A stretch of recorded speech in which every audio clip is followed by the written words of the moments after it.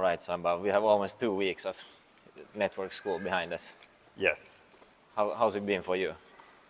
It's been an incredible experience meeting such diverse group of people, very, very bright and talented people Yep, from like all different kinds of industries, uh, doing so many different things. I think it's been super interesting. the variety of people is interesting, and Yes, you actually, I think you are the only one person I met that has a background in traditional finance here, that's right. which is like the furthest maybe away from this group. You have all the crypto, the tech, but traditional finance. Tell me more what you have been doing in Yes, that world. so I have a little bit of a unique background here, you're right. I come from India, I did a mechanical engineering, and then I wasn't sure what I wanted to do. So, like you do, I got into consulting. Yep. After that, realized I had a lot of interest in finance. So, hustled my way into finance, did a master's degree, then got into equity research at an investment bank, did that for about 4 years and then sort of wanted to learn what goes into building a business. So for the last couple of years, I've been working with a fintech in their corporate development strategy team. Right. So, so how did you find your way from that world Yeah, to here in Malaysia and this kind of vibe?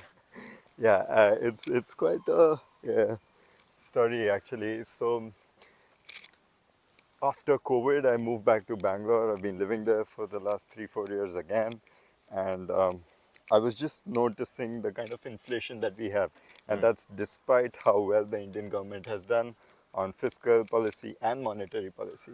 Right. And read a lot about it, realized how there's a lot of inflation coming from the US side into all the different countries because we have USD as the reserve currency and so Ah, on, right? So, and I have two friends in the US who are super into Bitcoin.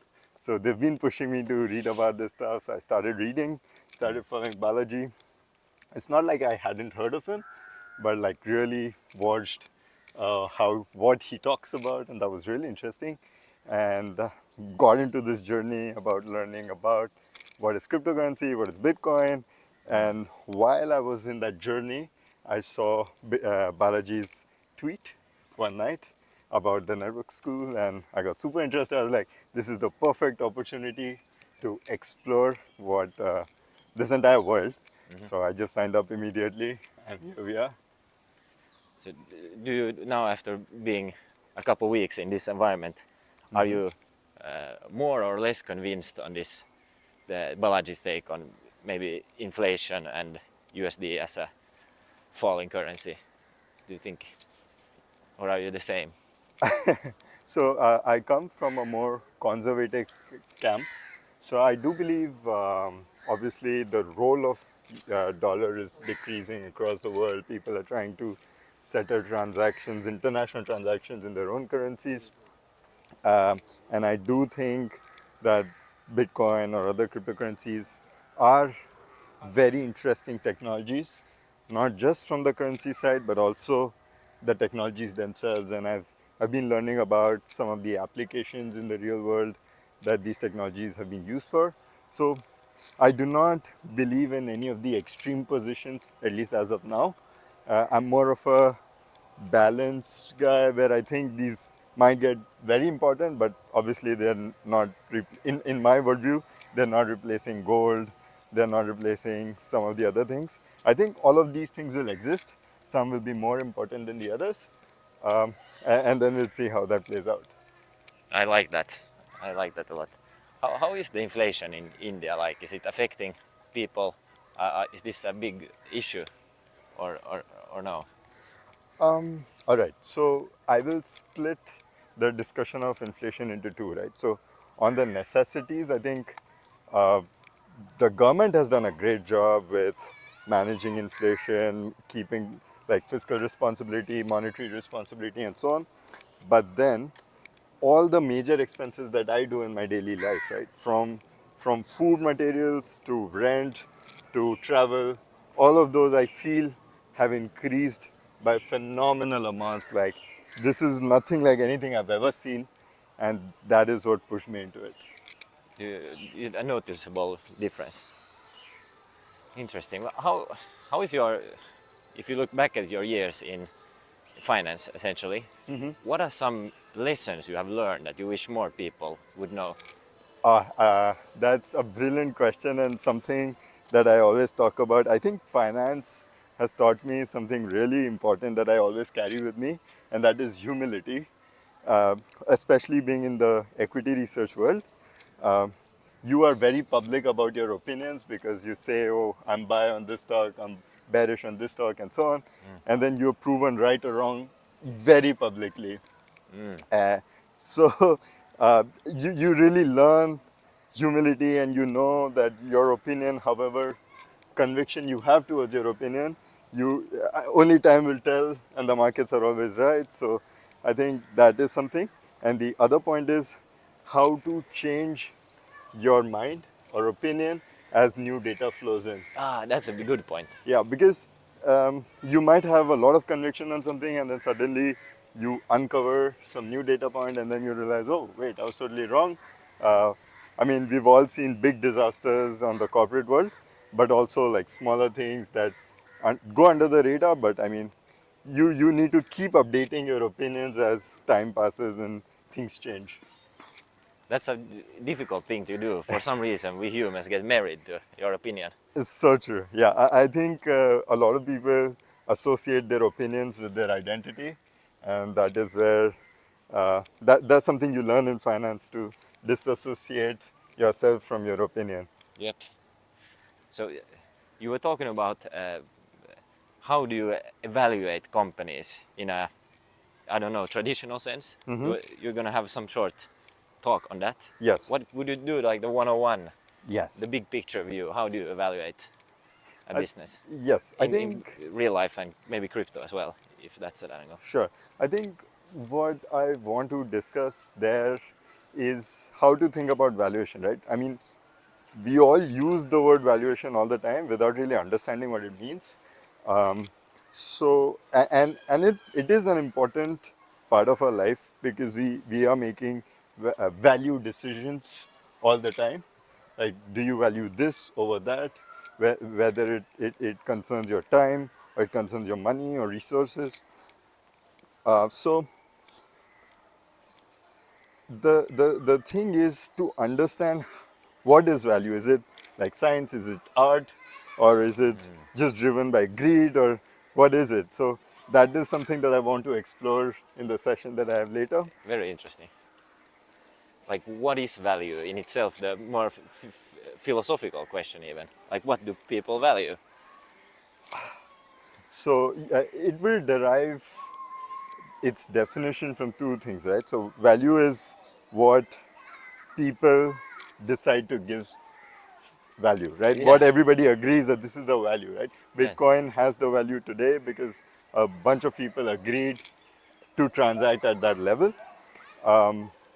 That's the one side, and the other side, of course, I mean, to be more philosophical about it, there's no value when there's no consciousness, right?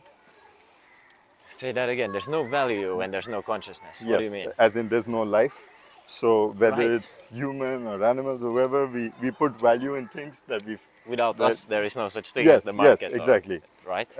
That's one side of the equation. But having said that, economics is real, right? How to allocate scarce resources, Right. that's real. You can't just Thomas Sowell always gives this example, right? You can't allocate beachfront villas to everyone because there's a scarcity of beachfront villas. Uh-huh. So there's a science to it, and there's also sort of a human element to it. So that's interesting. Like, they are dancing. You have the science and then the kind of psychology and humanness. Yes. I was expecting you to say just the, you look at the PE value and how much, income, and then boom, boom, boom. But that's the science part. Yes. How would you say it's 50-50, or does it depend on the industry? So, because, okay, so if you ask this question to a VC person, they will answer this differently. If you ask this to a PE, they'll answer this differently. Me coming from capital market side will answer this in a very different way, okay? So, for us, value is what the market ascribes the value to be. So for us, we always look at what everybody agrees on a value.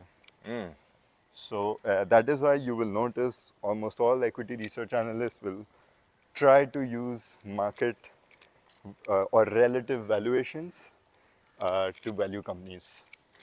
So it'll be like looking at how a particular industry is trading, and then you use some sort of judgment on top of that to come up with a valuation. And I mean, there's a reason why I'm not going into the multiples, because I mean, relative valuation can have so many different ways to Yep. use it or implement it, but that's the sort of idea behind it. So do you feel that the market is efficient in this sense, that whatever the market thinks is the price, that is the correct valuation?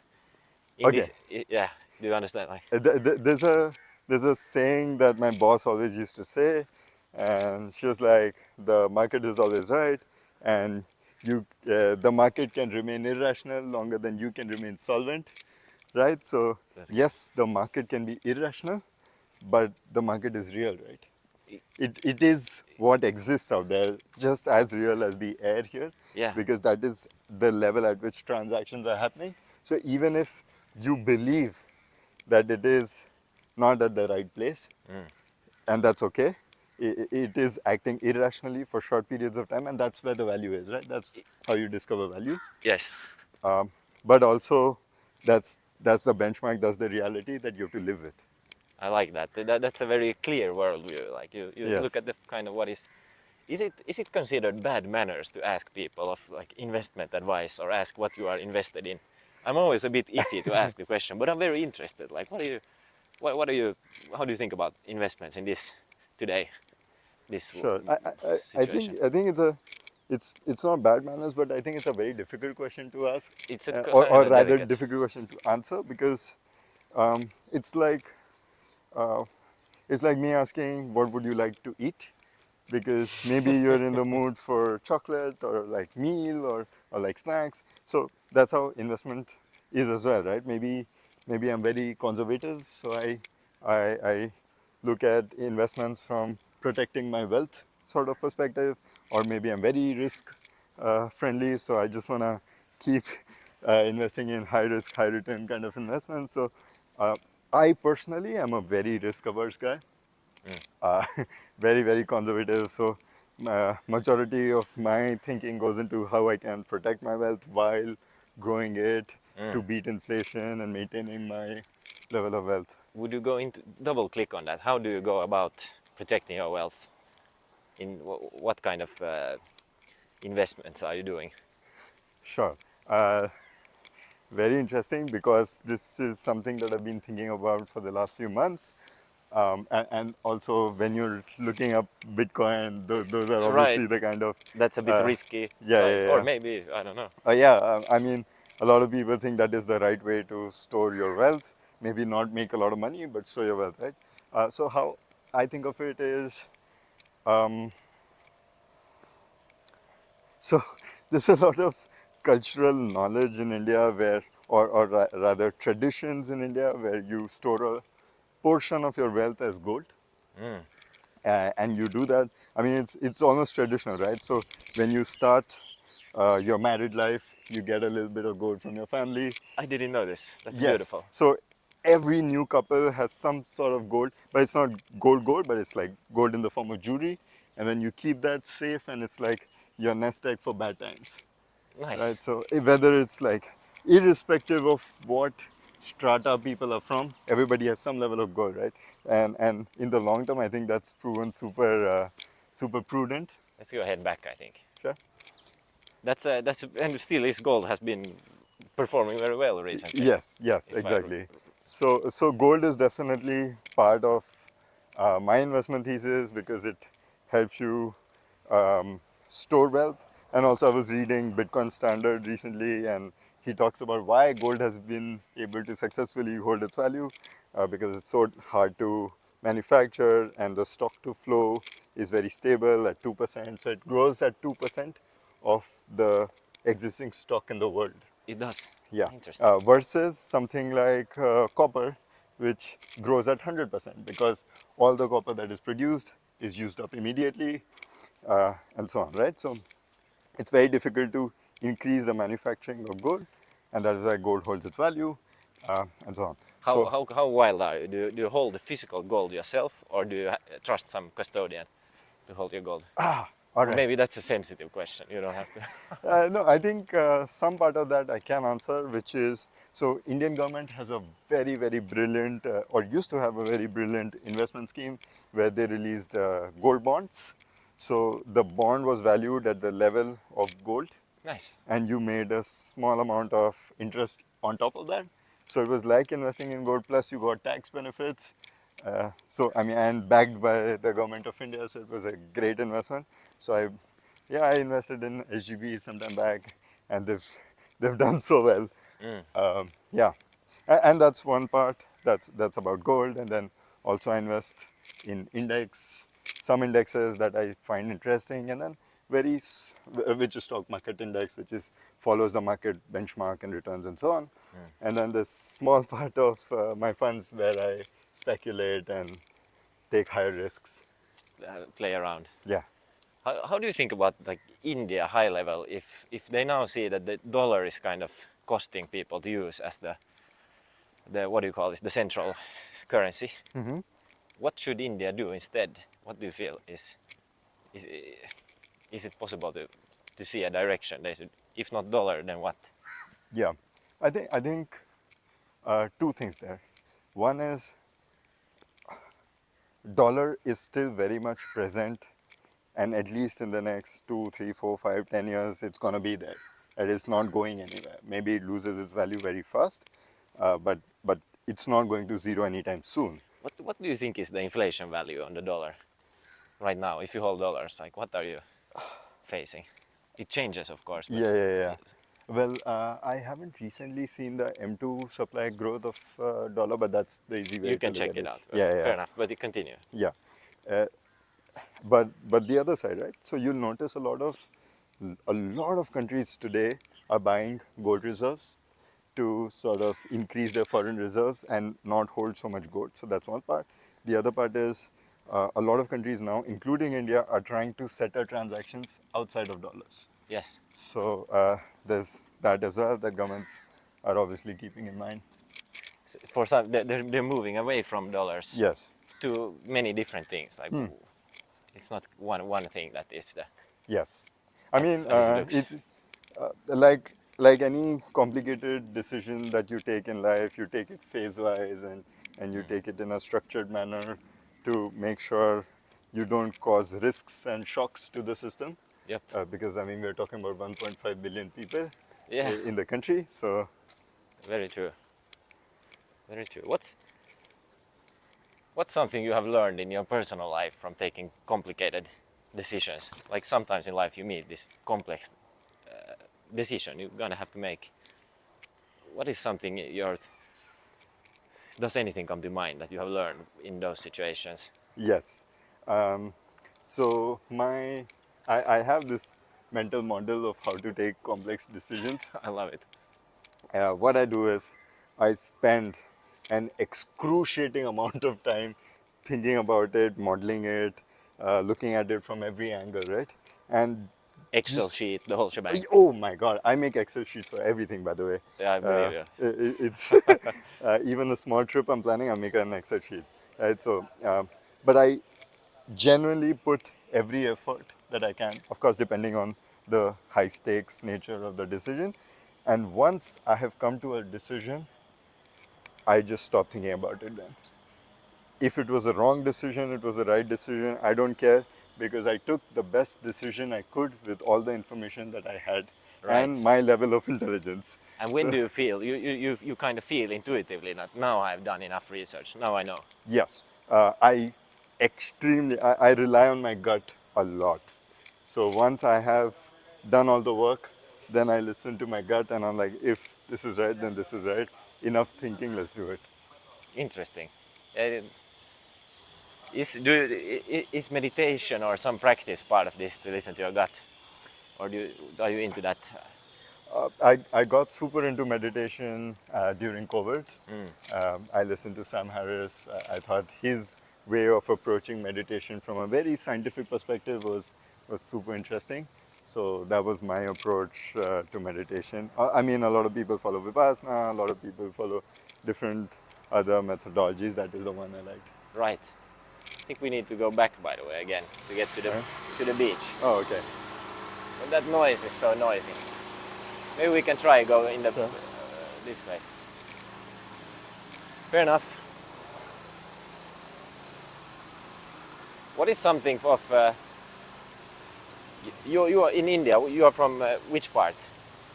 Yes, so my family is from the northwest part of India. Yeah. I joke how we are the Indian Jews, Really? which means our community is very. That's because Europeans might not know about my culture.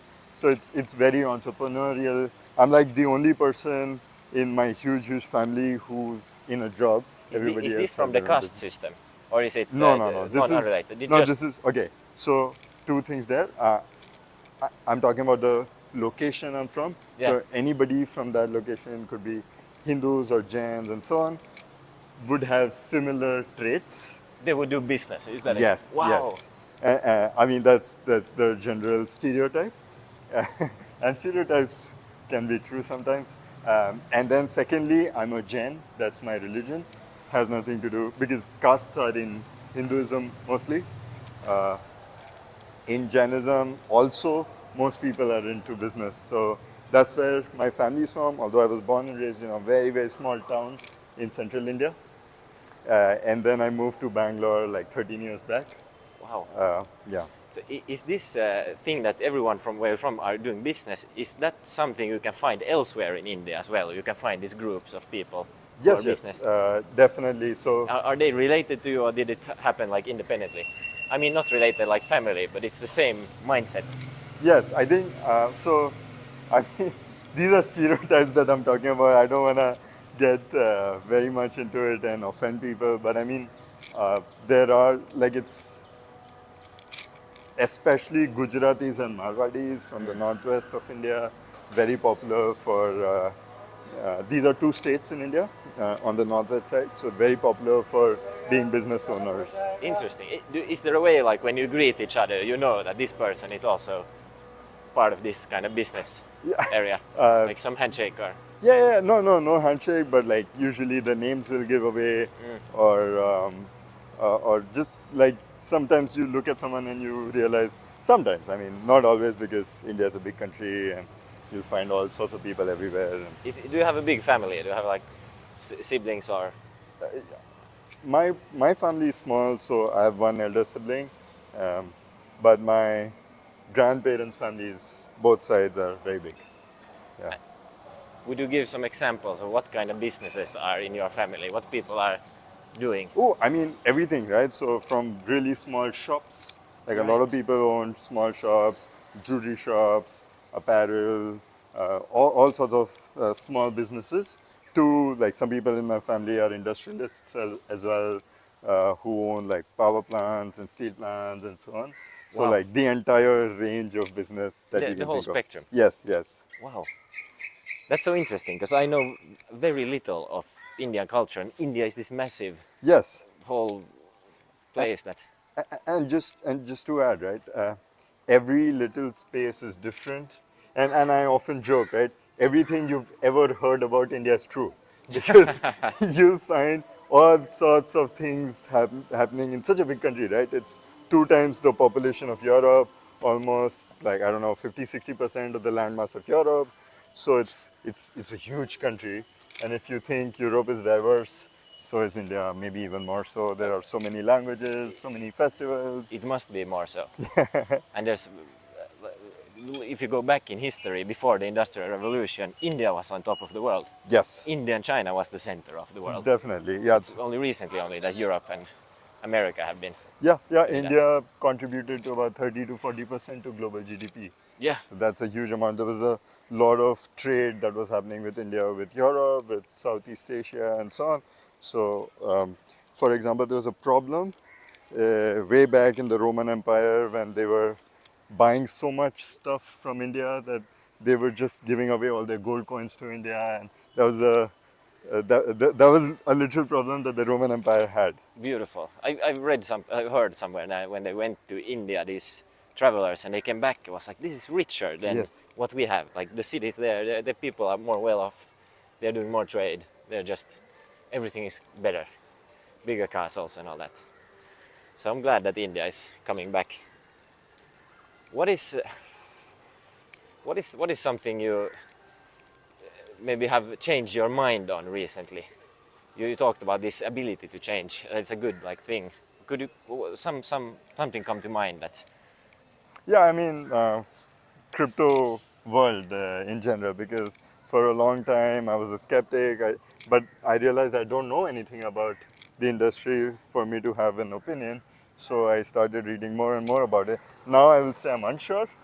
Yeah, I will not say I'm fully convinced. that's a good answer. Yeah, but yeah, And we did this DeFi workshop where we kind of yes, looked into these tools you can use yourself. yes. It's kind of cool that you can do all of the use the financial instruments yourself. That But was quite incredible, really. Yeah. but you're still unsure. I would say I am kind of too. I'm not the full. It's still forming the whole Yes. concept kind of. Yes, yes, But because I think unless and until we are able to bridge the crypto world with the regular folks, right? Like they are using this technology behind stuff that they use on an everyday basis. That's when I think the tipping point for this technology will be. then you can really hit the real Yes. world. Yep, yep. What's uh, what's some story you could share from this time here in Forest City, like something to exemplify what the experience has been? Some person you met or some situation you were in. Anything that like memory that you will stay with you? Do you think? Oh my God. So I think every day has been so incredible where I'm just very, very surprised by how nice and willing to contribute everybody is, and willing to see the community grow and learn. I think I'm completely surprised by that. And I mean, just the quality of people has been incredible. So my favorite time during the day is like breakfast, or rather all meal times, right? Yeah, yeah. Because that's when everyone converges and we have incredible conversations. So definitely, There is something about just human connection which is always beautiful. And yeah, even though this is very technological, like crypto and the network state, it's also very human to have a yes, pop-up. Like let's bring people together and yes. share food. That's like always happened. And it happens less in today's day and age. We are more alone than ever. I'm not sure if this is the case in India at least, but I feel like people are more on their phones and less meeting each other. No, I 100% agree, especially in the bigger cities. I think the isolation of people has increased quite a lot. Of course, in the smaller areas, still people get together and have a community that they go back to. But in India, in the bigger cities, in Bangalore, Bombay, I think that's reduced quite a bit. Yep, Definitely. it's like a trend we see. Maybe the trend will Yeah. shift back. We'll see. So do you think would you do it again like a pop-up city like this, or are you more based now back at home when you fly back? I would definitely like to come for short periods of time and meet such people, because I think just learning and meeting such interesting people is such a great contribution to your life. It can actually, in short bursts, be very Yes, interesting. yes, yes, yes. Uh, until the day maybe I become a nomad, which I don't know, in finance is a bit unlikely, but yeah, Yeah. No, I really agree with everything you said. It's been the only risk is you get you go too heavy on the socializing. Like you are so eager to meet yeah, everyone, so you gotta gotta keep it yes, keep it yes, for sure. keep it on the low. What else? Do you read a lot of books? Is that something you enjoy? Or content? Let me hear. Like, what's some good content you have? Culture. It could be a podcast, movie, a book that you Yeah, recently have. I think I watch a lot of YouTube, a lot of X, spend a lot of time on X and YouTube. So I'm always watching podcasts, for example, All In or Lex Friedman or like even Balaji's talks. He's doing a lot of talks in India these days. So I think that was all very, very interesting to hear. So, I listened to Balaji, I listened to Lex, but not so much the All In podcast actually. Maybe I oh, should try. I strongly recommend because there's a bunch of four guys who don't agree on everything, who talk about politics, who talk about technology, business. So it's quite an interesting global perspective that you get from the other side of the world. Because of course you're tuned in to what's happening around you, but maybe not so much with like what are happening globally. Because these are conversations that people are having on the fly of Yeah, what they're seeing on the ground. that's nice that there are four people that they can disagree and have a Yes. conversation. I did see they had this big event, the Yes. summit, The summit. Yeah. and that I just was huge event. Like apparently it's been growing a lot. Their podcast. Yes, yes, they're one of the top 10 podcasts or something right Wow, now. Yeah. wow. Right, where can people find you on X? Yeah, my X profile is pretty simple. It's x.com, Sambhav Golcha. So, Very yeah, good. I'll find you there. And yeah. do you have any golden accounts that you enjoy on X? Like I mean, people that you feel are make your feed a better place to be. Yeah, yeah. I think so far on X, I've been following a lot of Indian folks. So I'm really tuned in to what's happening in India, right? All the leaders in India that post regularly on X. So, Maybe we go back so we don't have to go up the yeah, sure, stairs, sure. and then we're done. So is Indians on X? Do you talk English or some local dialects? Okay, so most people talk in English, but there's something that we lovingly call Hinglish. Uh, It's Hindi and English, so even in sometimes, written form. yeah, we sometimes we use like English language to write Hindi words. That's English. So I would need to use Grok to translate. Yeah, I would not understand it. yes, Because that was at one point like the big promise that when the whole of India comes online, they're going to talk English and it's going to change the whole English speaking internet yes. tomorrow. I haven't maybe seen that much of it yet, but that might be because it's still happening. Like it's still coming more into our culture. So there are Or there are about bubbles. no, I think there are about 500 or 600 million people on WhatsApp, for example, in India. So that's half the population. Yeah, I mean, that's half technically, but a bunch of that half is actually like really young to have a phone or too old to use things like WhatsApp and right. Yeah. So this is basically the entire working population, right, between 18 and say 60 or 65. So Have a smartphone and they are online, more or yes, less. yes. So that at least that's my perception of it. Almost everybody has internet. Again, the numbers look small because we have a very big young population. So our median age is like 27. So that's why numbers might look odd. But so actually, most people online interact in English, at least in the urban centers, and then in smaller towns, people, uh, and of course there are states which have local languages. So then, for example, I live in Bangalore, so the local language is Kannada. So there are a lot of Kannada language uh, posts and tweets on X. Right. It must be such an asset because the internet has been speaking English for a long time. You can just connect to all those videos and everything which is already made. Yes. Beautiful. What so some maybe X account from India that you think can provide insights that people otherwise wouldn't know about. So I follow a lot of industry leaders. One person that I can think of right now is Sanjeev Sanyal. He's a so he was chief economist I think at Deutsche Bank, and then later on for the last few years he's been in the government advising the government in various initiatives.